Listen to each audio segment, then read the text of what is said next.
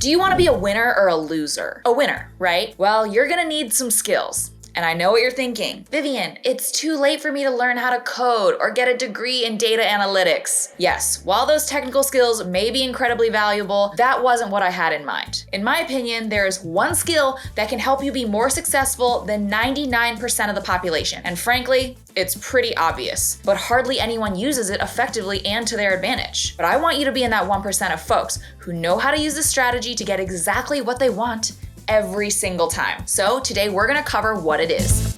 WIIFM. WIIFM. WIIFM. You might already know, but I'm Vivian, your Rich BFF, and your favorite Wall Street girly, and I hope you choose to put this strategy to work in your daily life. Please like, comment, and subscribe to learn more about being good with your money, career, and life. Let's get to it. So the big reveal, WTF is WIIFM. WIIFM stands for What's in it for me? And after this 5-minute video, you'll know how to use this tactic to get what you want. I learned this strategy from my first manager at BuzzFeed, where I worked in their digital media strategy salesperson team. And it works for just about everything. Emails, phone calls, and any in-person interactions where you have a goal in mind and you want something that someone else can help you get. And this concept basically boils down to one word: perspective. You obviously know you need something that this person can provide. You understand your WIIFM, but what's in it for me? For them. Why is this person incentivized to help you? Why should they grant your wish versus the 20 other asks they've gotten today? Are they motivated by money? Oftentimes, yes, but what else? Are they trying to look good in front of their boss, impress a love interest, make their day less stressful? By figuring out what makes them tick, you'll be able to figure out how to tailor your request and your pitch. I'll give you a great but simple example. Have you ever heard of the trope of the last day of the month car discount? Obviously, this will vary between dealerships, but generally speaking, people who sell cars have quotas. They're salespeople. They're tasked with selling a certain number of cars each month. Doesn't matter if they're used or new, these quotas typically reset every single month, and generally speaking, these salespeople are working on a commission, meaning they get a little kickback for each car they sell. But here's where things get interesting. To incentivize car salespeople to sell more, dealerships often have bonuses. Essentially, if you're able to sell over a certain number of cars in any one month, you'll get an additional cash bonus on top of your standard commission, or your commission per car will go up by a certain amount. Both of which are very appealing benefits to a salesperson for obvious reasons. Who doesn't like more money?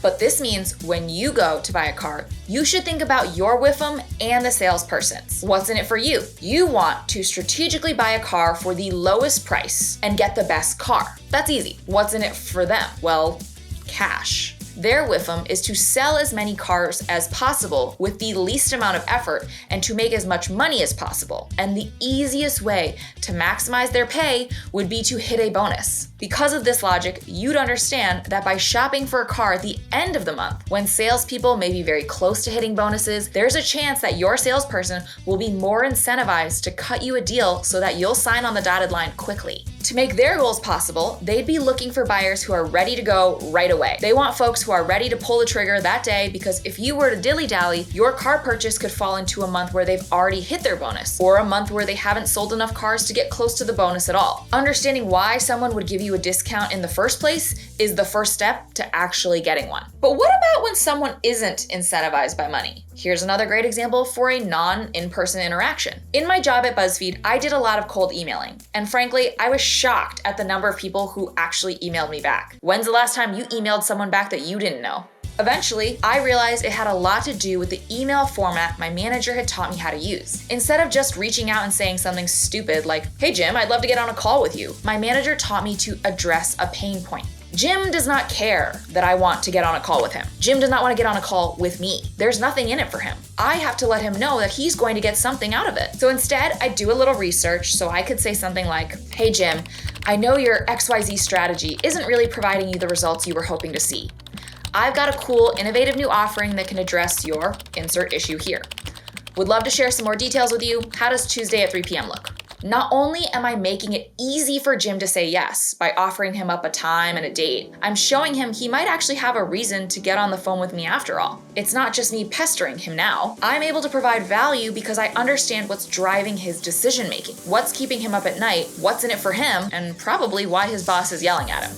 At the end of the day, I think almost all of us are just looking for a little compassion and understanding. We want the people we interact with to understand what it's like to walk a mile in our shoes. And thus, keeping in mind the WIIFM strategy is a great way to not only help others help you, but help others want to help you. If you can show that your incentives are in line with the person you're working with, you can come together to find a solution that benefits everyone. I hope this video was helpful, and now that you know this superpower, please only use it for good. If you've enjoyed my content, please give this tactic a try and let me know how it works out for you down below. See ya, besties.